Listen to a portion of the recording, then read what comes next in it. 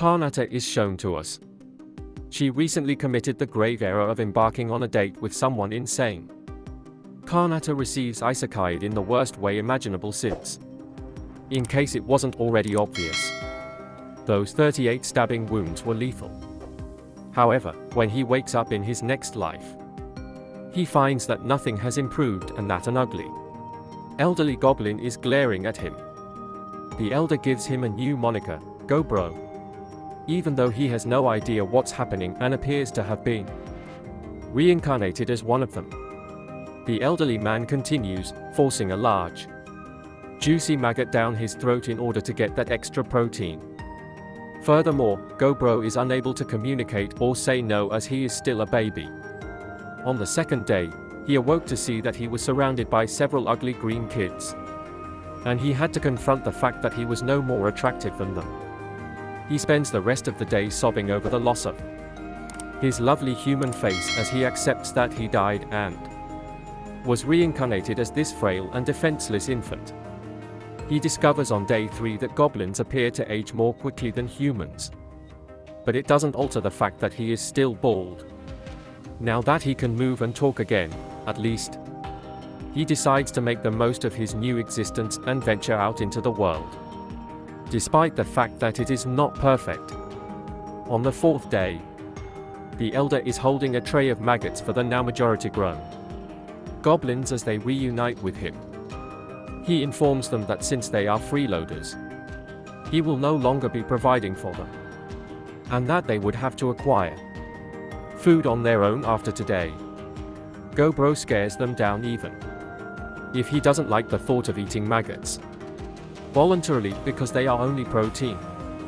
Later, he is forced to go out into the world by himself.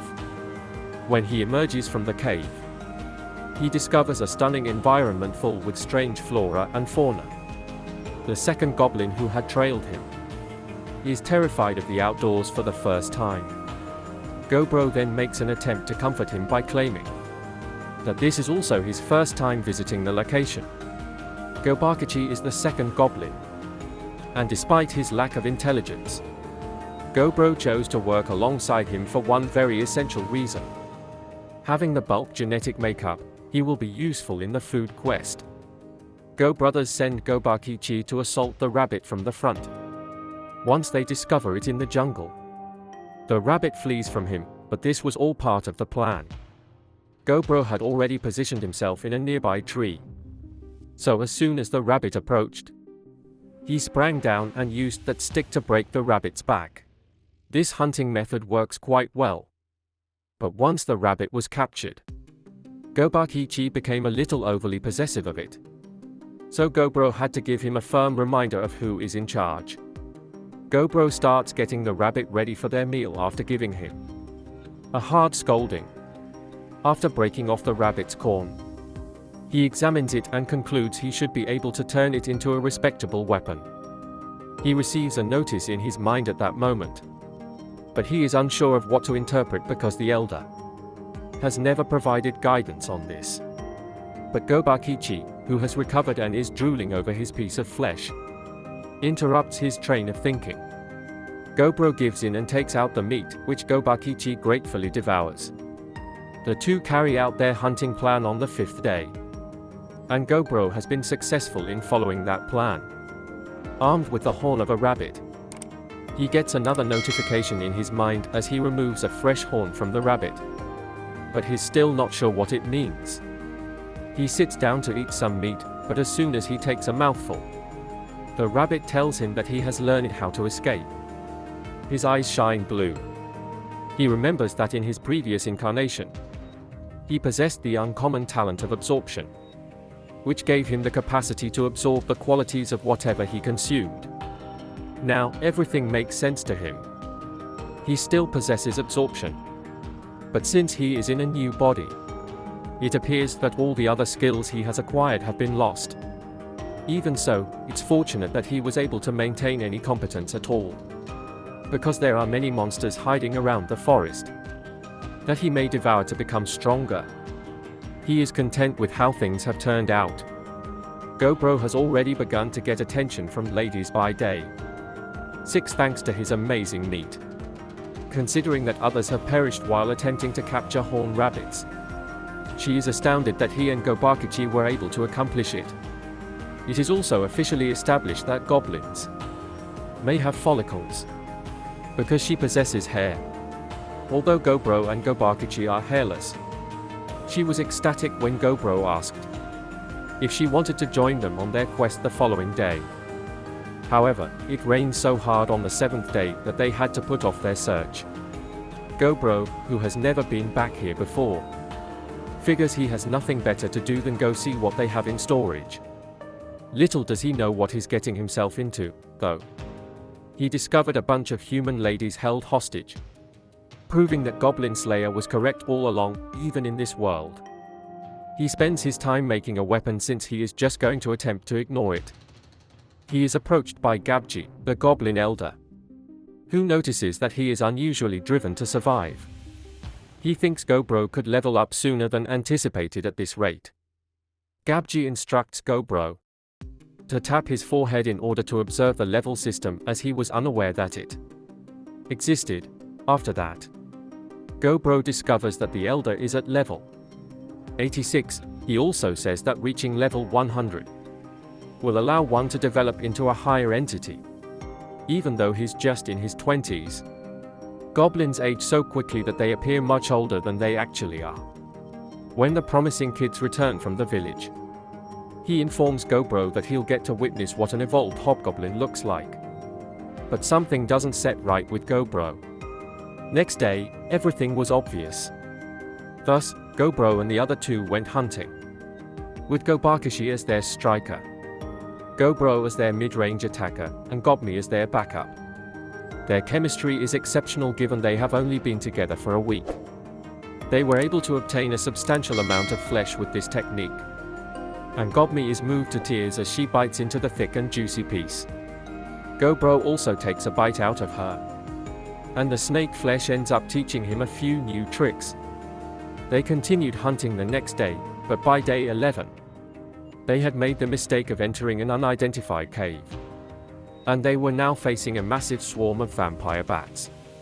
They take off sprinting right away. And Gobakishi and Gobro stay behind to deal with the bats, since they are too quick.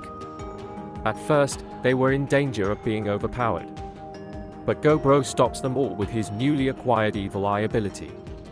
They murder every bat once they've all been locked in place, and then they eat their carcasses for dinner.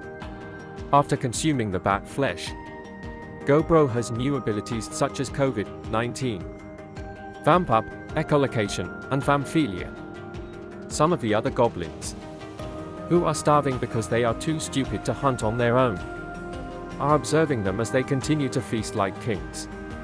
They try to vent their resentment on him that evening because, clearly, it's him and not them who is having the issue. They should be less hungry if they spent this much time and energy finding food. But they overlook the fact that Gobro could detect their approach because he had the capacity to seek. He counterattacked, and while his intention was not to kill, he misjudged how much of his venom skill to deploy, which led to the death of one of the assaulting goblins. Despite their attempts to kill him, he still seemed unaffected and determined to teach them a lesson. But when Godmi appears, even Gobro feels bad for them after what she did to them for attacking her beloved. They go hunting once more the next day, and are preparing for a well-coordinated leap. When they threw a rock in its eye, it was just going about its business. Gobakichi then charges in, blinding it. With its pickaxe, the orc pushes him back, but its fingers are shattered by another rock right away. Then, using a club to reverse the bend of its legs, they proceed to seize its kneecaps. Finally, Gobro repeatedly stabs it in the skull to kill it. They devour the orc's meat when it is slain, but Gobro says they should bring everything back to the cave because he has something he wants to do with it. Gobro attracts the attention of all the starving and broke goblins and tells them they may eat as much as they want when they've brought back all the extra. Following some initial hesitancy, all of the goblins fall to their knees and start devouring Gobro's succulent meat. Gobro observes them and muses that, although he would never have helped others in this way in a previous life, perhaps being reborn altered him on a deeper level. Gobro is attempting to lay down and sleep that night after everyone else has gone to bed. But the notifications in his mind won't stop. He was too tired to pay attention to it. But it indicates that he has surpassed the level necessary and will soon evolve into a hobgoblin. When Gobro wakes up the following morning and finds out something weird has happened, and he now looks different. He doesn't understand why his appearance seems to have altered again overnight, and why he now resembles his pre-reincarnation self much more. More significantly, he has lost his hair. Gami appears to have experienced the same thing as Govakichi. Despite her constant changes, she thinks her pal's new appearance is adorable. When the elder visits to investigate the disturbance, he is astounded to learn that Gobro and Govakichi, who were just born 2 weeks ago, have both evolved. Attracting Gobro's attention, Govakichi states he wants to see how much stronger he has become. But hunting won't be sufficient to please him. Thus, he desires a confrontation with Gobro directly. Gobro agrees to the challenge, and the two go off to fight. They start boxing in the forest. And while Govakichi is undoubtedly more stronger than he was previously, he still lacks the fighting prowess to be able to defeat Gobro in a fight, since the latter can move his legs out from under him and slip beneath a blow. Govakichi concedes defeat and commends Gobro for his strength. But Gobro also gives him credit for his own strength. Govakichi is the strongest person present. At that moment, Gobro hears some distant howling wolves, and he has a feeling that something negative is about to occur. He calls for Gami, who is spying on them from a hiding place nearby, and urges her to go grab the crossbow they prepared earlier, as they will need it shortly. When the wolves catch up to their prey, who is likely an innocent orc going about his business, they turn their attention to the next unsuspecting victim. The wolves are chasing a group of rabbits down the hill. The orc flees for its life, but the wolves are determined not to let it escape so easily. They pursue the orc until they finally catch up with it and destroy it. Gobro and Govakichi and watch everything unfold. They believe the wolves will be the ideal foe to gauge their true level of strength. Following their evolutionary transition, Gobro gives Gami the order to start shooting the wolves with the crossbow. And as soon as the leader is eliminated, Gobro and Govakichi charge in to start slamming in the wolves. The wolves' ability to work together was severely diminished with the absence of their leader, which allowed them to quickly defeat and kill each and every one of them. After that, the leader wolf was the only one still alive. But even he would soon pass away from his injuries. Gobro came up to the fallen man and used his open lips to take a large bite out of the wolf, giving him many new talents, including one leadership skill. After returning the remaining dead wolves to the cave, Gobro gives the other goblins permission to consume as much food as they like. But he now expects them to obtain their own. They all go down on their knees and ask Gobro to teach them how to hunt for themselves, since they lack the courage to achieve something like that. If they don't know how to hunt, he promises to teach them, and if they need weapons, he'll also show them how to create such. He gains a lot of popularity as a result, solidifying his position as the goblins' leader. It could be in part due to his capacity for leadership, but he doesn't care about that. In order to accomplish his goal, he will put in a lot of effort to lead his allies and will keep eating and learning new abilities along the way. Episode 1 came to a conclusion with, don't miss the next video.